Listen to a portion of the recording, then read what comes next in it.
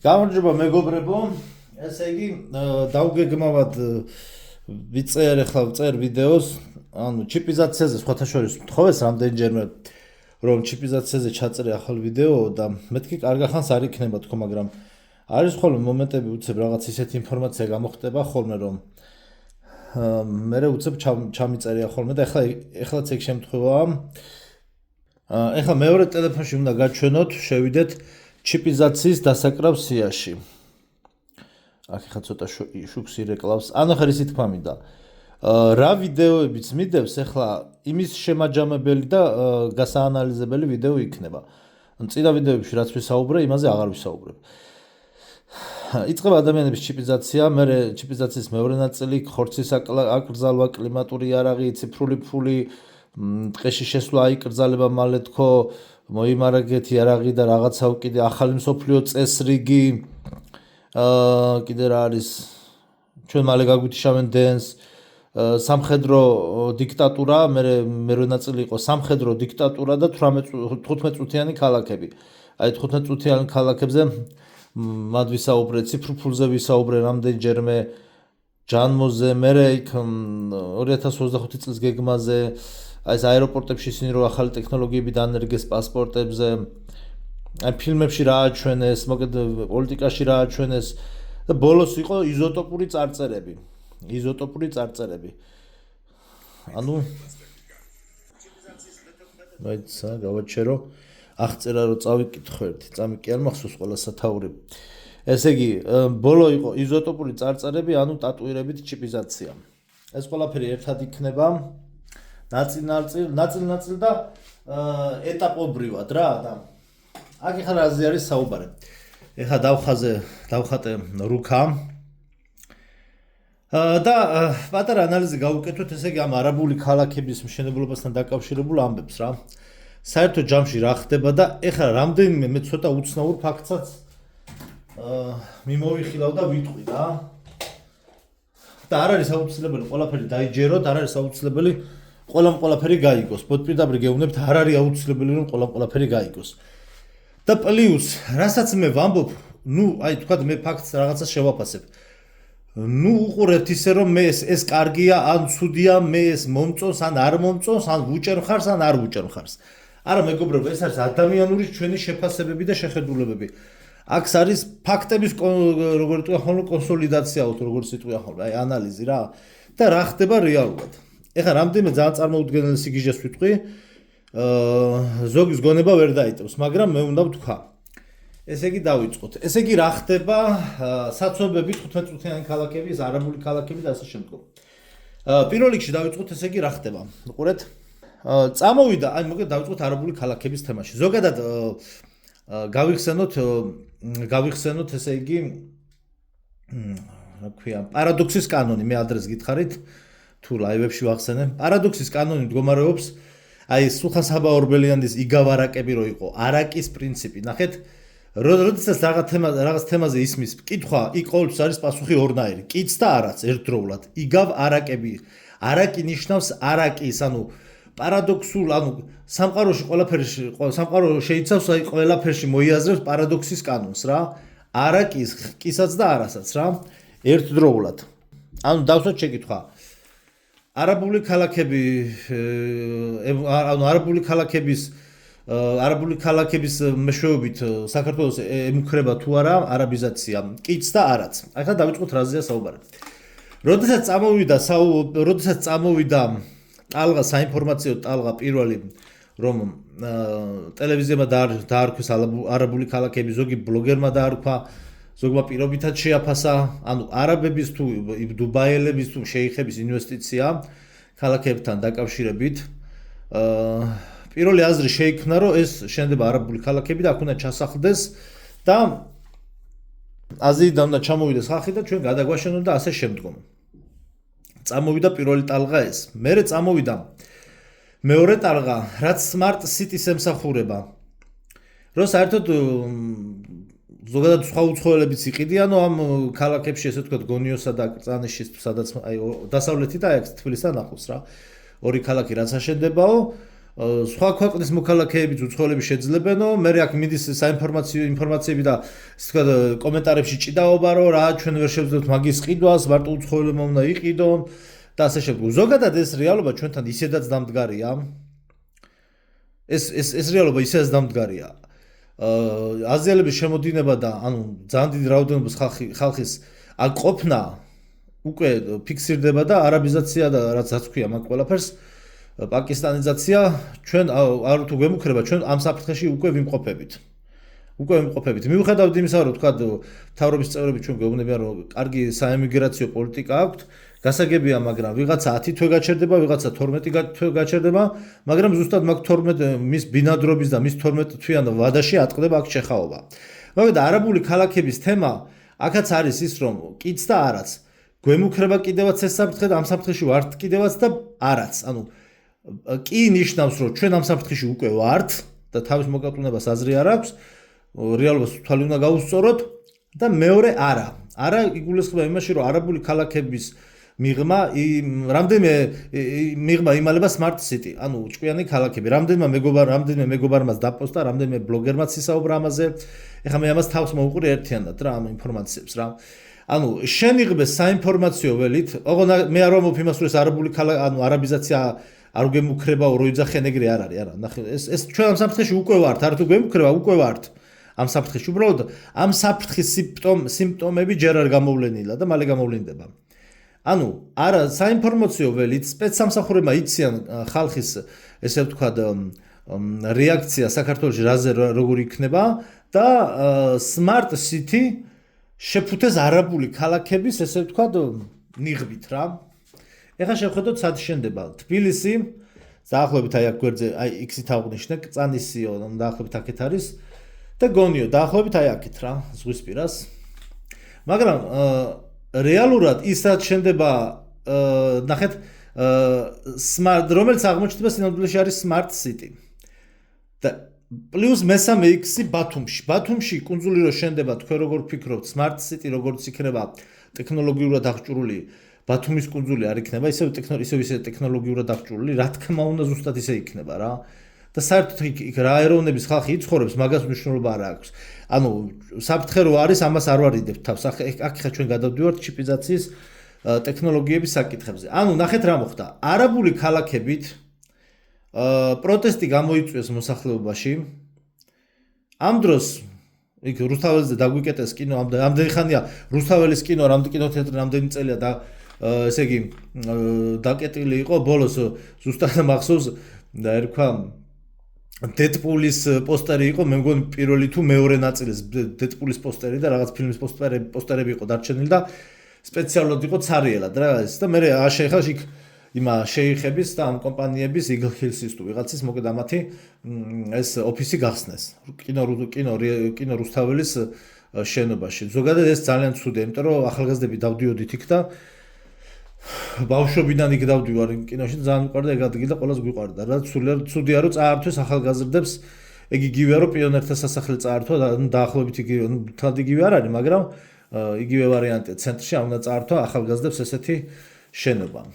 ხო, ეხლა ნახეთ რა ხდება. აი ამ მოტივით დეკემბერში ტარდება, მე არ ვაკრიტიკებ, არც შეფასებას არ ვუკეთებ, ხახნო.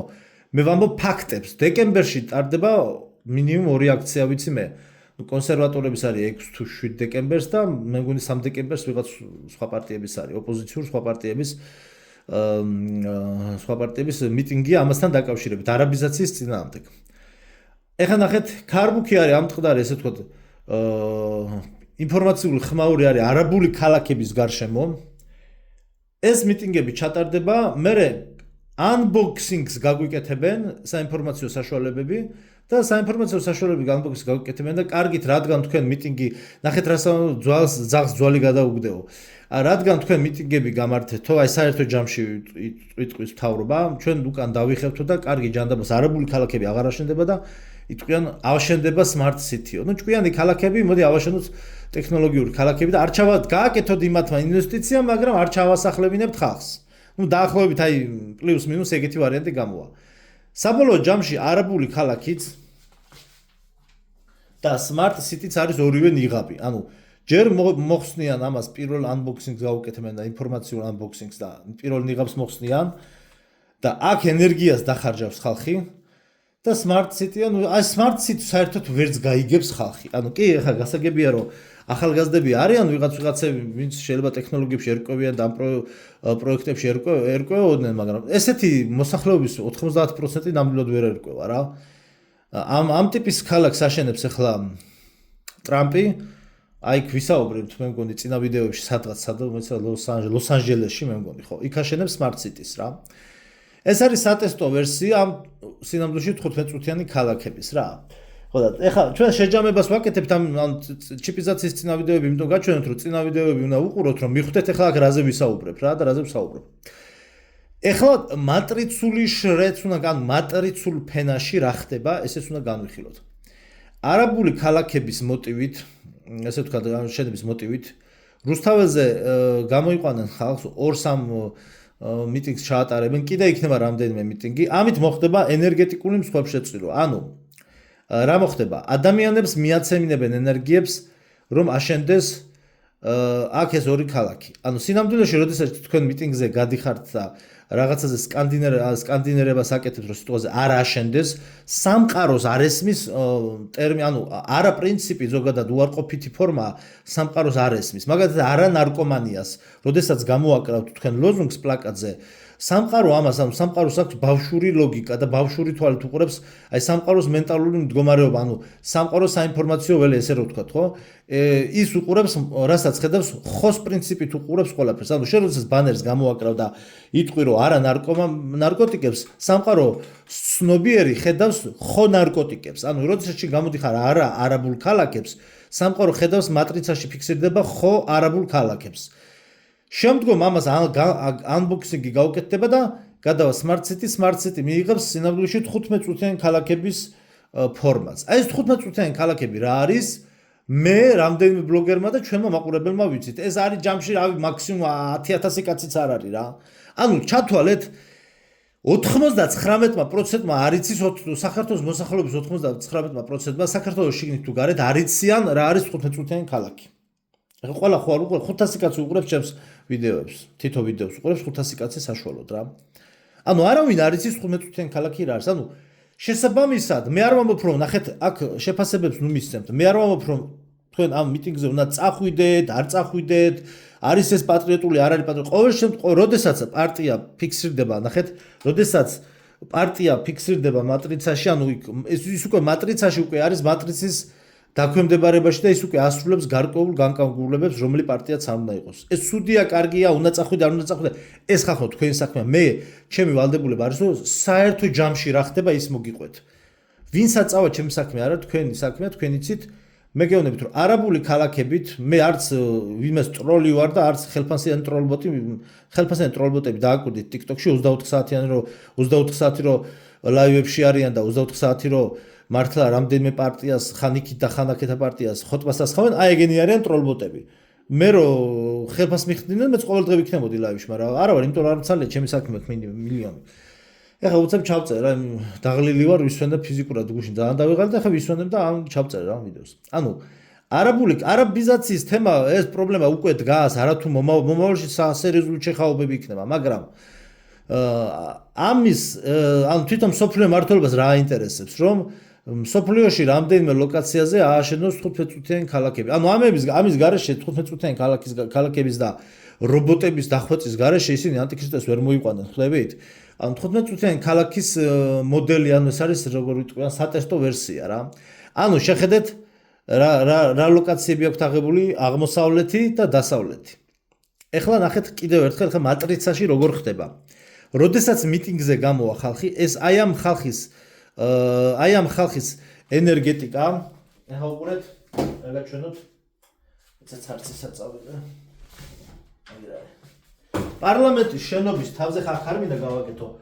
პარლამენტის შენობის თავზე, როდესაც გახვალთ მიტინგზე, აი ესე ჩახატული არის, აი შენობის თავზე. აი ესე. ეს. პარლამენტის შენობის თავზე არის გამოკვეთილი 5 ქიმიანი ვარსკვლავი. აი ეს 5 ქიმიანი ვარსკვლავი მე გიჟიკი არა ვარ, მეტროს რო გიკითხავთ იმ წიგნს. აი ეს 5 ქიმიანი ვარსკვლავი დაიმახსოვრეთ. ეს 5 ქიმიანი ვარსკვლავი გადასცემს ანუ პირდაპირ ხაი რო იტყვიან აი აქედან გადადის თქვენი ენერგია თბილისის ანძაზე, ადის თბილისის ანძაზე და თბილისის ანძიდან თქვენი ენერგია გადაეცემა მოსკოვს. ეს ჩვენ ახლა ერთდროულად რამდენიმე დასაკრავსიაზე ვსაუბრობთ. ეს არის ეგვიპტური მატრიცა. ანუ მატრიცაში მათ ჭირდებათ თქვენი ნებართვა, როდესაც თქვენ გახვალთ მიტინგზე, თქვენ ხართ ამით პირიქით ხარს დაუჭირთ. გეუბნებით მე არავის არაფერს არ ვუბრალ, მე გეუბნებით როგორ არის. მე ლანძღოლგინება არ დამიწყოთ კომენტარებში. მე გეუბნებით როგორ არის. თუ არ გჯერათ, ნუ დაიჯერებთ. მე გეუბნებით როგორიც არის. ხალხი ვინც გადის, მაგალითად ნებისმიერ სხვა იმაზე ერთადერთი ხა გამონაკლისი იყო მართლა ეს ეროვნული თემა იყო ეს LGBT-ის წინააღმდეგ. დანარჩენი ხა ეს მიტინგები რაც არის სისტემის წინააღმდეგ, ყველა მიტინგის სინამდვილეში სისტემას უჭერს ხარს. აი, თქვენ როდესაც გახვალთ მიტინგზე, მე ამას ამ ვიდეოს იმიტომ არ ვწერ, რომ ვინმეს მოხვდი დაუკარგო და მიტინგზე არ გახვიდეთ. ხახნო, კიდევ ერთხელ გიმეორებთ, ეს ჩემი საქმე არ არის და მე ანუ ვინსად გავა, ეს ჩემი საქმე არ არის, მე ვამბობ რა ხდება ეროვნულ დონეზე, იმიტომ რომ ეს უნდა იცოდეთ. მე თუ ამას არ ვტყვი, ამას თქვენ ვერავინ ვერ გეტყვით. აი შეხედეთ. თქვენ ენერგიას აძლევთ მოსკოვს და მოსკოვში გადაეცემა ენერგია. ჩვენ ეგვიპტურ მატრიცაში ვართ და მთლიანად რუსეთზე ვართ დამოკიდებული. ერთი მხრივ, მაგრამ მეორე მხრივ რუსეთი ემსახურება საქართველოს რა. ეს ორმაგი რაღაც გაცვლა ენერგეტიკული. ამით ესე ვთქვათ, მოხდება ენერგიის კონსოლიდაცია, შეკრება და მეტაფიზიკური ველიდან, ეს რაც მეტაფიზიკურ ველში არსებობს, ეს ორი ქალაქი შეცვლილი ფორმატით ანუ გარეგნულად Smart Cities სლოგანით აშენდება ეს ორი ქალაქი. თავიდან არაბულ ქალაქები კაი უკან დავიხევთო და ამაზე უკვე ხალხი რო იტყვა ყაბულს იქნება კაი Smart City აშენებო. ოღონ არაბულ ქალაქს ნუ ააშენებო და Smart City ააშენებო. ვიდეოც ჩავწერე იმაში TikTok-ზე გრიშა კაკაჩიას რო ქონდა ჩემი ცოლის დაკალებში გრიშა City. აი ეს გრიშა City იყო ზუსტად ეს მოდელი. იქ აჩვენეს წინასწარ რა, იქ ვისაუბრე მე. არაბამს Smart City-ის მოდელი აჩვენეს გრიშა City-ის სახით ჩემი ცოლის დაკალებში და 15 წლით ადრე. სადაც ეს მოვლენები ხა მოხდება და აშენდება. ანუ ენერგიას მისცემს ხალხი თბილისის ანუ 5 ქიმიან ვარსკვლავი შეკრიბავს, გადასცემს თბილისის ანძას, როდესაც მიტინგზე გახვალთ 5 ქიმიან ვარსკვლავს დააკვირდით, თქვენ გახართ 5 ქიმიანი ვარსკვლავის წინ. ეს არის მოკლედ ეს არის რიტუალი რა, ანუ სხვებს შეწირვის რიტუალი არის. იქ იმიტომაც არის რომ მამა გაბრიელი რო ამბობდა რომ უნდა დაინგრეს ის პარლამენტის შენობა და აშენდეს ისევ ეკლესია. აქ მიმდინარეობს კერპთაყვანისმცემლური სხვებს შეწირვის რიტუალები ეს, როდესაც იქ მიტინგები ტარდება რა.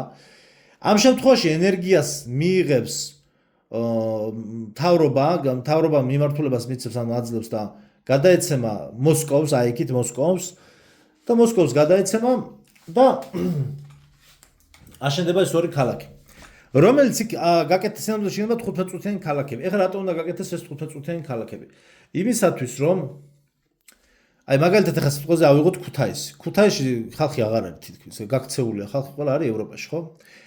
ანუ სპეციალურად ეს სხვადასხვა ქალაქებს დააჩაჩანაკებენ, ესე ვთქვათ, გამოფიტავენ და ტექნოლოგიებს გადაიტანენ ამ ორ ქალაქში ძირითადად. ასევე ანალოგიურად იქნება მთლიანად ბათუმიც და განსაკუთრებით ბათუმში რო კუნძული შენდება. ჩემი თვალით ნახე ახლა ვიყავი ჩასული. მე ამიტომ მთელ საქართველოში მოგზაურობ და ახლა კიდევ უფრო დიდი გამალებით ვიმოგზაურებ და ბევრ ამას გაჩვენებთ. რეალობაში რა ხდება? მე რასაც ვლაპარაკობ, ტელევიზიიდან არ ვლაპარაკობ. მე ჩემი თვალით მივდივარ და ვნახულობ, იმიტომ რომ ტელევიზიებს არ ვენდობებ. შენდება ნამდვილად ჯერ ლოდებს ყრიან რომ საფუძველი გაუკეთონ, ლოდებს და მიწას ყრიან კუნძული აშენდეს, ჯერ კუნძული კეთდება. და მესამე იქნება ეს, ხო? და ანუ ეს კეთდება იმისათვის, რომ ტექნოლოგიურად მიმზიდველი და ტექნოლოგიურად გამართული იყოს ეს დასახლებები და ხალხი გადანაწილდეს ამ დასახლებებში ძირითადად. აი ხა მაგალითად რა ხდება თბილისში? აი მაგალითად რატომ დგას ხალხი თბილისის საცობებში? ამას რამდენიმე მხარე აქვს. ეხლა ვახუშტის ხიდიო სააკაძის მოედნამდე რაღაცის პოსტიედო კიდე ავტობუსის ზოლები უნდა დაემატოსო და ასე შემდგომ. ამას აქ რამდენიმე მხარე.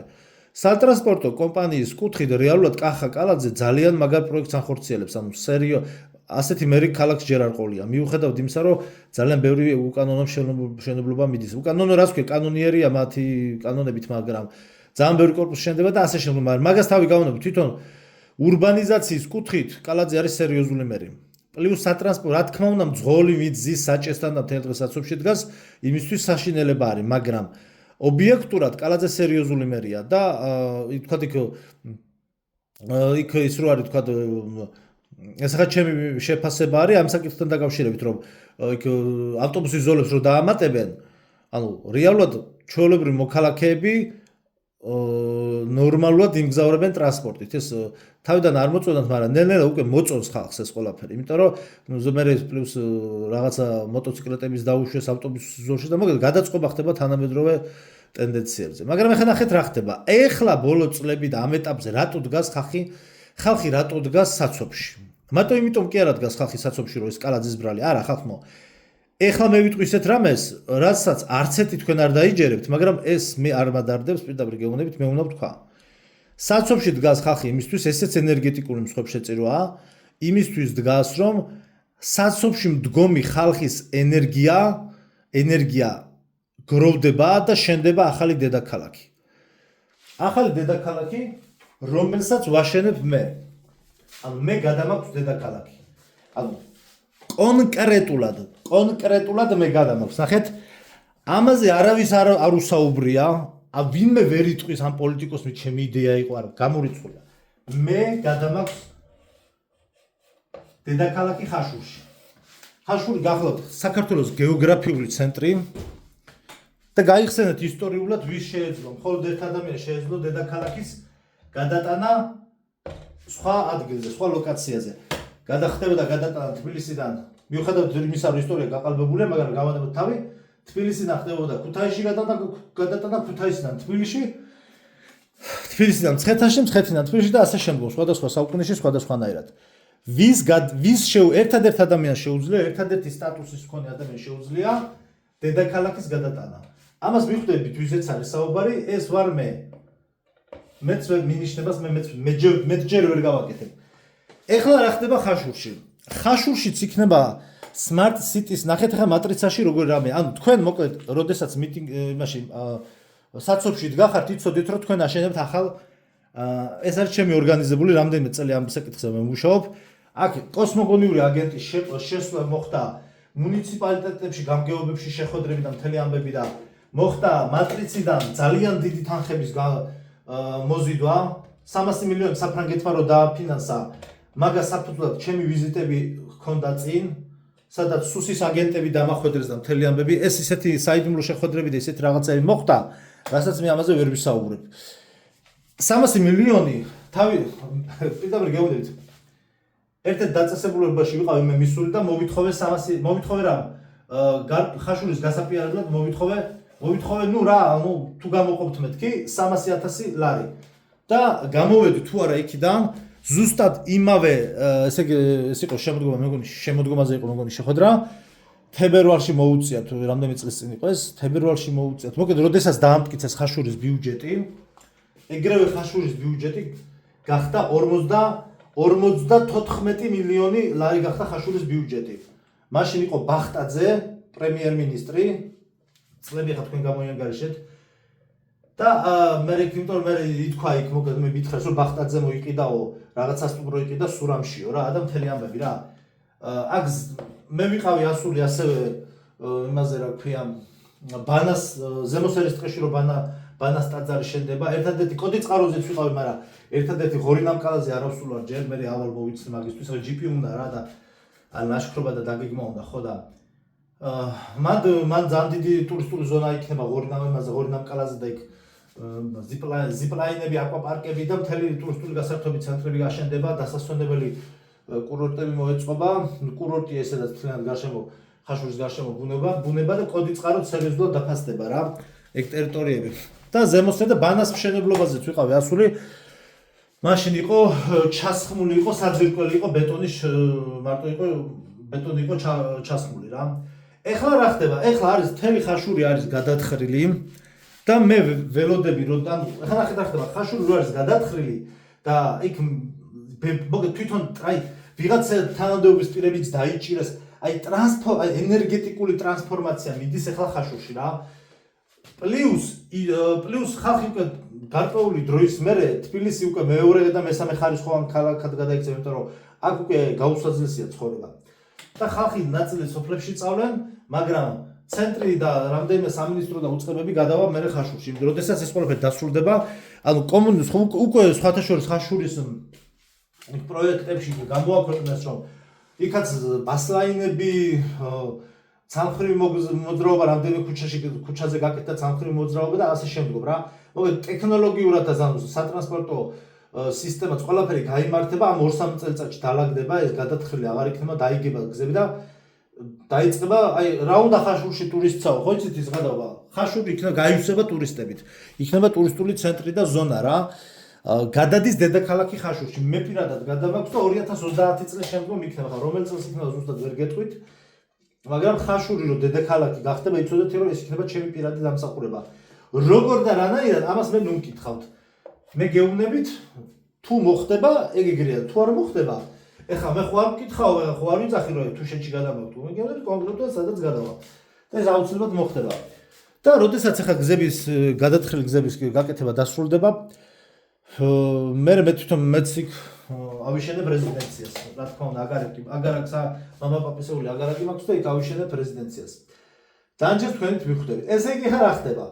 მატრიცაში მე შემიძლია რომ თქვა მთელი თბილისის მოსახლეობის ენერგიის მიმართულება მივმართო და ავაშენო ახალი ანუ ინვესტორები ფულები ეს არის შემდგომი მატრიცაში შემდგომი ფენა არის უკვე ეს უკვე მერე მოდის მერე ეს ვიღაცა რო ფული ჩადო გამგებელი ეს იყო გამგებელი ის იყო პრემიერ-მინისტრი ეს საერთოდ სხვა რამე არის ყველაფერი ჯერ ენერგეტიკულ დონეზე წყდება მეტაფიზიკურ ველში ამიტომ ეს ყველაფერი ჩემ გაკეთებულია და ან მატრიცაში მე ეს შევძელი დანარჩენი უკვე რა თქმა უნდა ციფრული კონცლაგერიზაციის დეტალებს ციფრული ანუ ეგვიპტური მატრიცა მოითხოვს და ნაწილობრივ ხაშურში შევა და ყველგან შევა რა ნაწილობრივ ამიტომაც ეხლა მამა გიორგის ვიდეოს და ამიტომაც ეხლა ნახეთ დაურთვა მამა გიორგის ვიდეოს საქართველოს გიორგი ქვია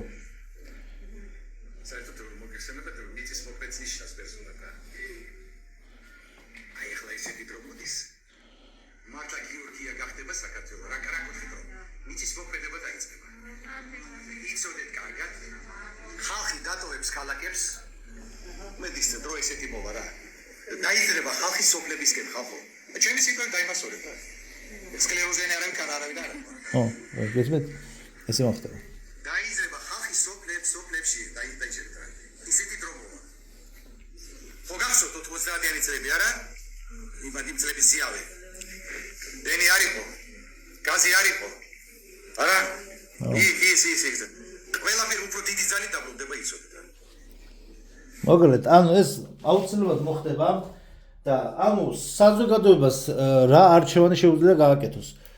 ესე იგი, თვითონ მატრიცული სისტემა შეეცდება რომ ეს ორი ქალაქი smart city რაც არის და მსგავსი კიდე მცირე ზომის ქალაქები იქნება გახადოს საცხოვრებლად პრესტიჟული. მაგრამ მე ესე მჯერა რომ ქართული მოსახლეობა იქიდან გამომდინარე რომ თბილისში საცობში დგომის ეს ცხოვრების ფორმატი ყელში ექნება უკვე ამოსული საზოგადოება გააკეთებს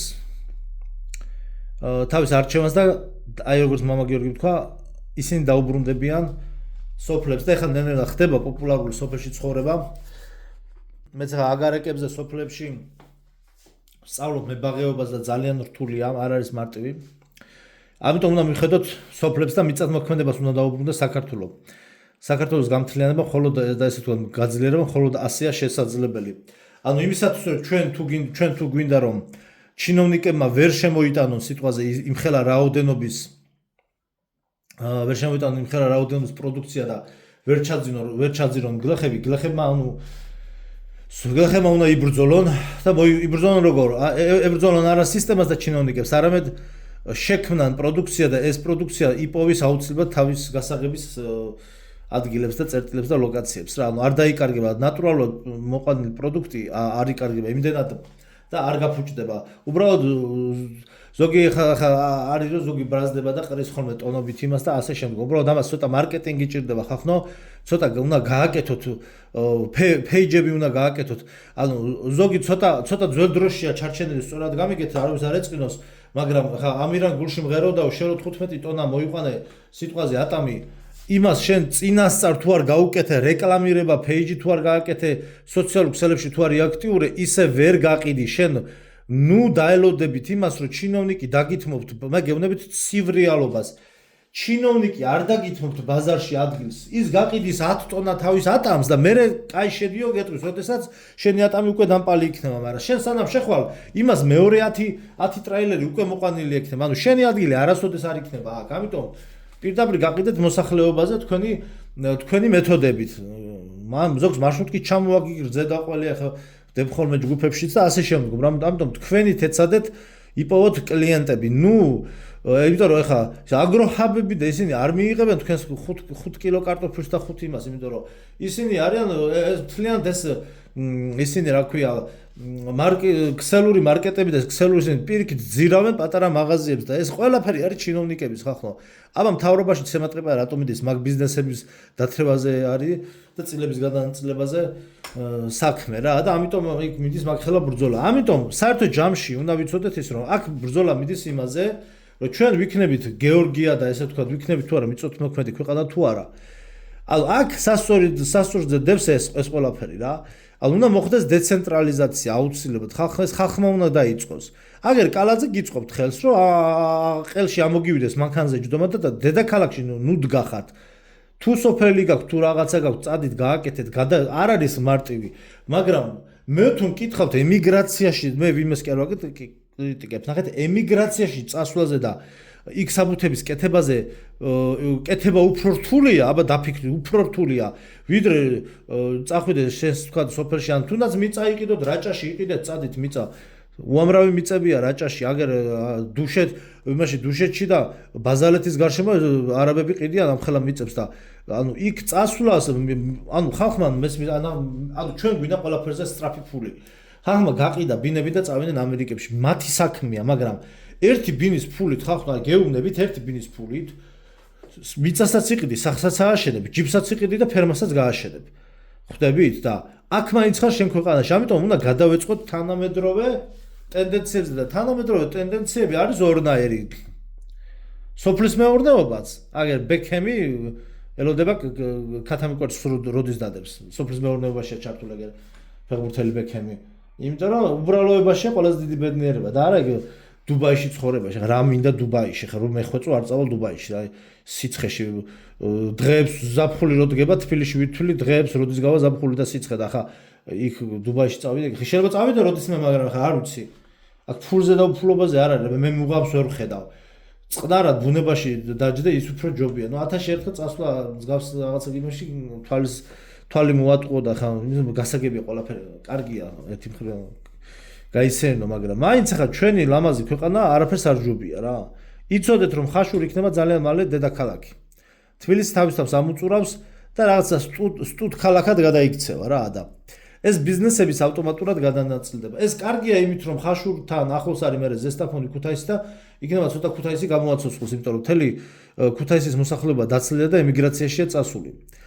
არა და რეალურად მე თუ მკითხავთ ლოკაციის მიხედვით ანუ იმის კოლხეთის დაბლობზე არის მოთავსებული ქუთაისი და ყველაზე საუკეთესო იქნებოდა ქუთაისში გადატანა დედაქალაქის იმიტომ რომ დიდი ფართობი აქვს საერთოდ თბილისი აი პირდაპირ გეუბნებით თბილისი არის ყველაზე მოუხერხებელი ადგილი დედაქალაქისთვის აი ყველაზე უკანასკნელად მოუხერხებელი ადგილი ესე იგი ხეობაში ჩავარდილი აი თბილისში უნდა იყოს დაბა დაჟე თბილისი ქალაქიც არ უნდა იყოს აი გეოგრაფიული და რელიეფური კუთხით რო შეხედოთ უნდა იყოს ჩვეულებრივი როგორი დაბა იცი აი როგორ გითხვა რაღაც აი როგორ რა შევადარო რა ეს აქ რა შევადარო იმას ესე რა ქვია იმას როგორც ის არის სიღნაღი რა ტურისტული ქალაქი აი უნდა იყოს ეგ სიღნაღი ტურისტული ქალაქი ზუსტად აი სიღნაღის ტიპის ის არის რა დასახლება რა აქ რა უნდა დედაქალაქს ამდენ სამინისტროებს ამდენი მიტინგები ცემატყეპები მთელი ქვეყანა არის ჩატენილი თბილისში მიტინგები დაიგეგმება წამოიყვანენ მთელი